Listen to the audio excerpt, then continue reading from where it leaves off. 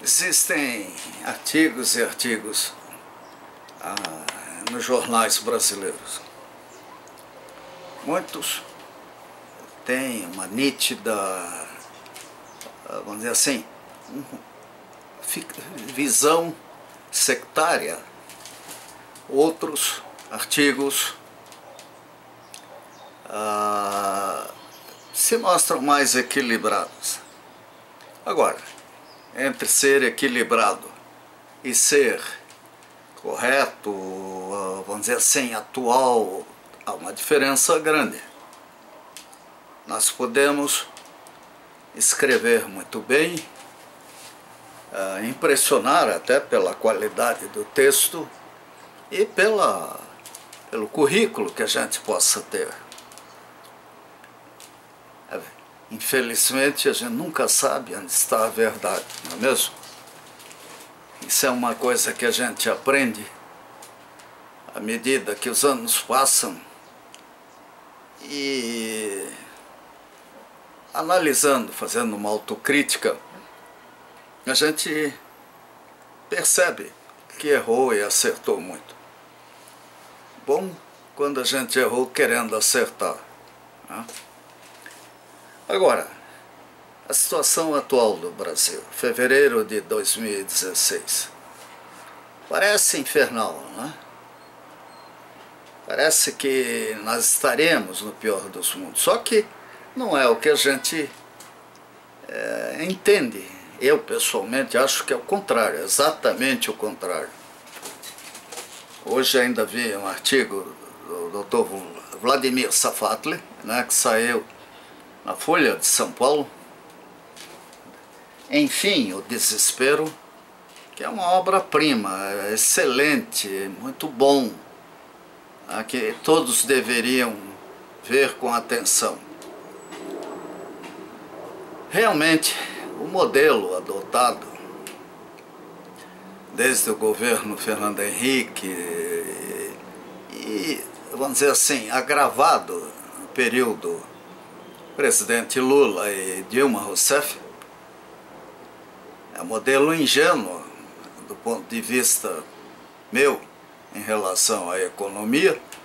Transformamos dívidas externas em dívidas internas colossais, criamos uma dependência em relação aos bancos, para Bradley, essa coisa toda, e hoje o Brasil, o povo brasileiro paga imposto em cima de imposto e nunca será suficiente para combater uma inflação, como se essa inflação dependesse exclusivamente da taxa de juros e de um equilíbrio onde o principal peso é justamente a questão dos juros que nós pagamos aos dealers, aos bancos, que nunca ganharam tanto dinheiro.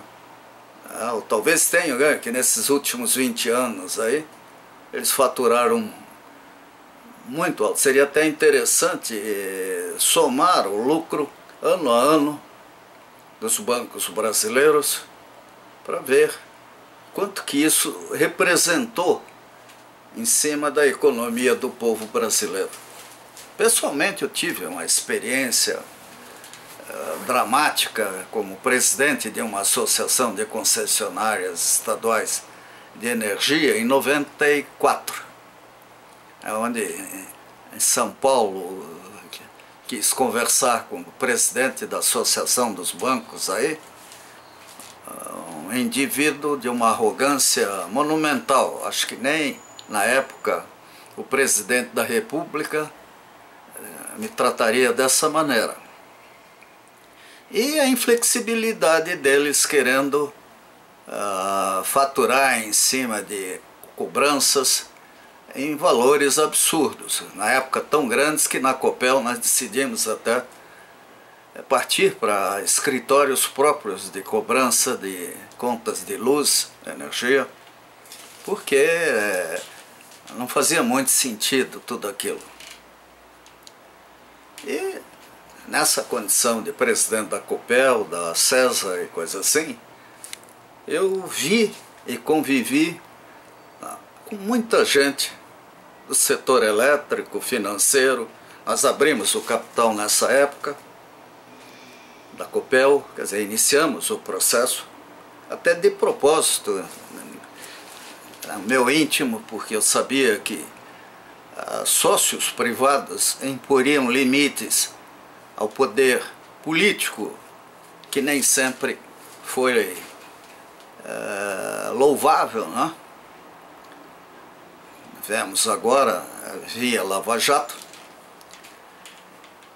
e ficou claro para mim como gente predadora, vamos dizer assim, absolutamente indiferente ao que faz, ganhava força. E essa visão só se fortaleceu depois que eu saí da Copel. Trabalhei com diversas empresas privadas e pública também, em Blumenau, com a prefeitura, e pude ver lado a lado a evolução de um processo que, se nós estudarmos a história do Brasil, não é recente. Infelizmente, o Brasil sempre foi visto como um espaço de exploração. Ainda há pouco estava vendo um filme da Europa vista de cima, mostrando a Bélgica, e me lembrando de um livro de Mário Vargas Llosa, que é o Agente Celta. É bom que todos leiam e pensem o que foi o imperialismo europeu, assim como entrar no mérito das guerras do ópio e a invasão europeia dos continentes que chamaram depois de americanos, né? América do Sul, do Norte, Central. Então nós temos, o ser humano é isso, infelizmente. Essa é a história do ser humano que Luc Ferry conta num livro muito simples, que é Aprender a Viver, se não me engano, onde ele, eu acho que quase no final, ele sente que valorizou demais Nietzsche, e o resultado ele tenta corrigir no último capítulo. Mas e o Brasil? O Brasil virou carcaça, para muitos grupos econômicos, como eu disse, internos e externos. Se bem que os grandes grupos econômicos, os grandes bilionários, eles não têm pátria.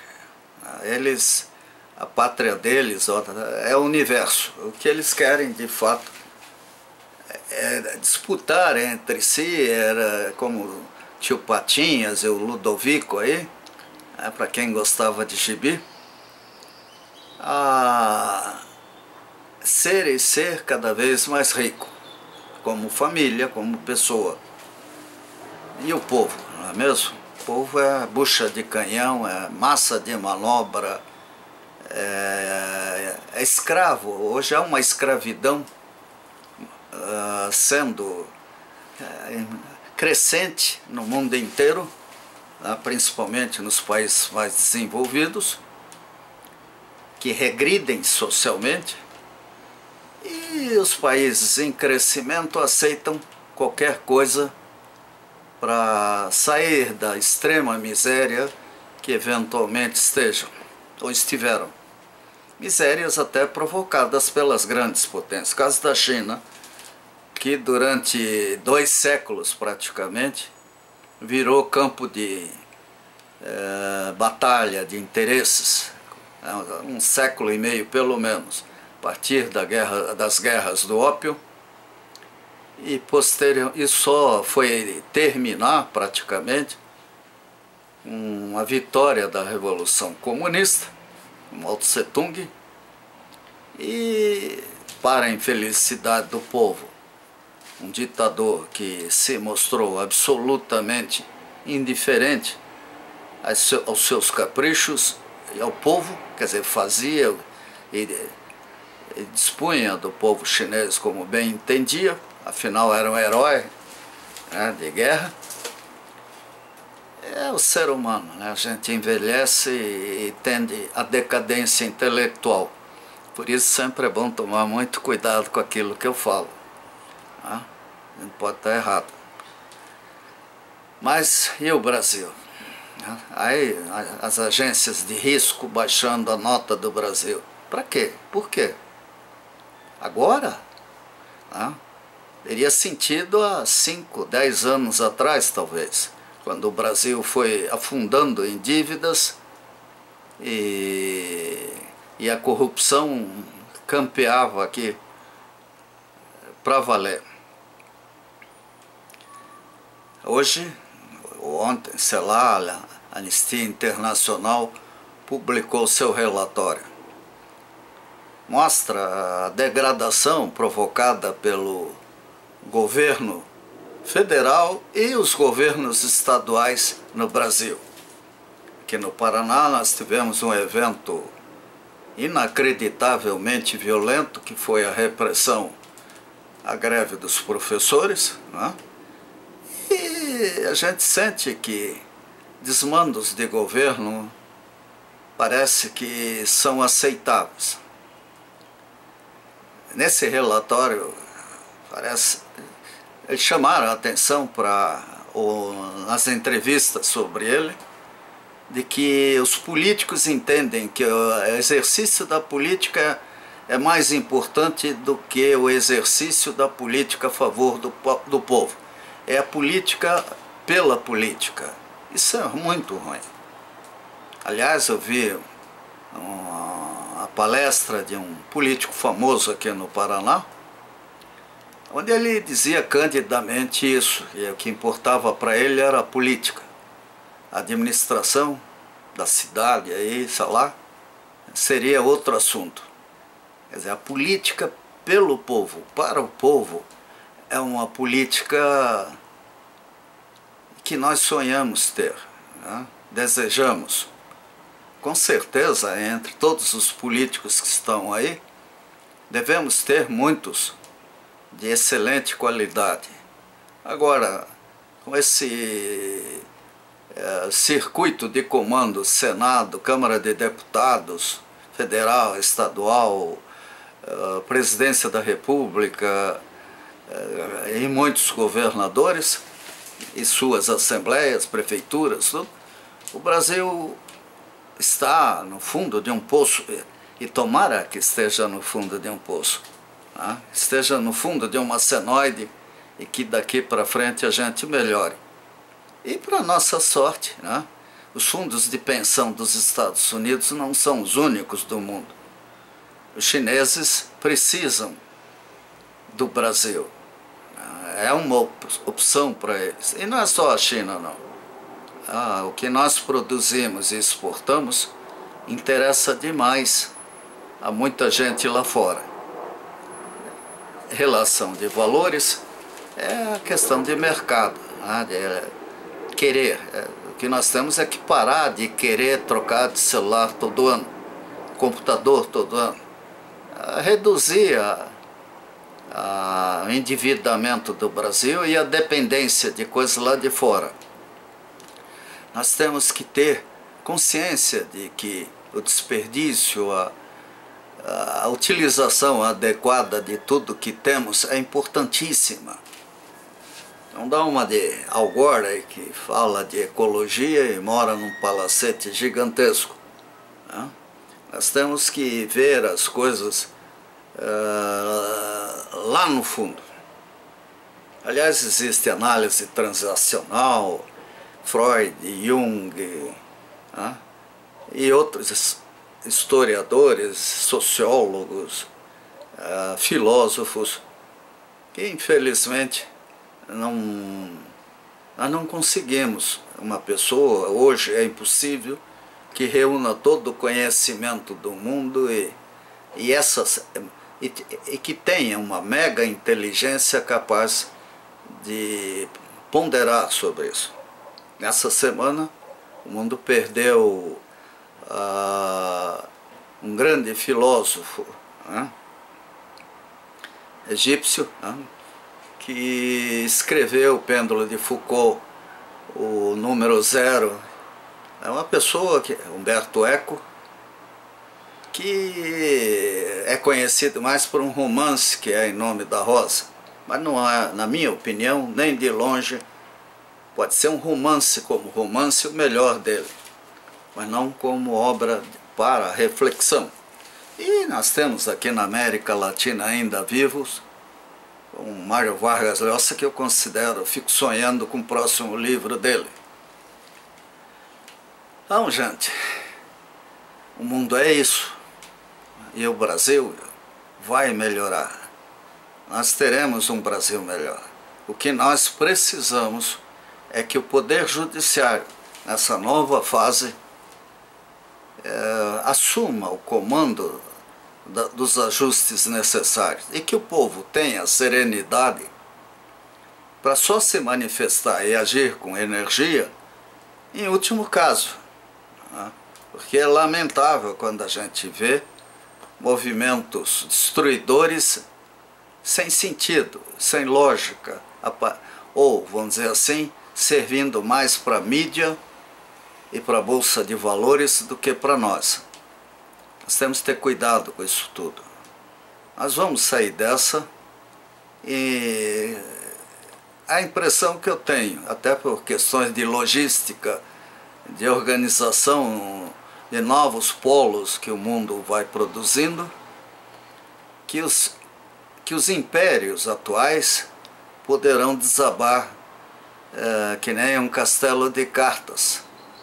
Talvez isso tenha alguma dificuldade de acontecer, porque eles estão armados até os dentes e impõem lá dentro a nota que quiserem, as regras que quiserem. Aliás, é bom sempre lembrar que uma agência de risco quis baixar a nota dos Estados Unidos, uma agência americana, e quase que eles explodiram o prédio dessa agência.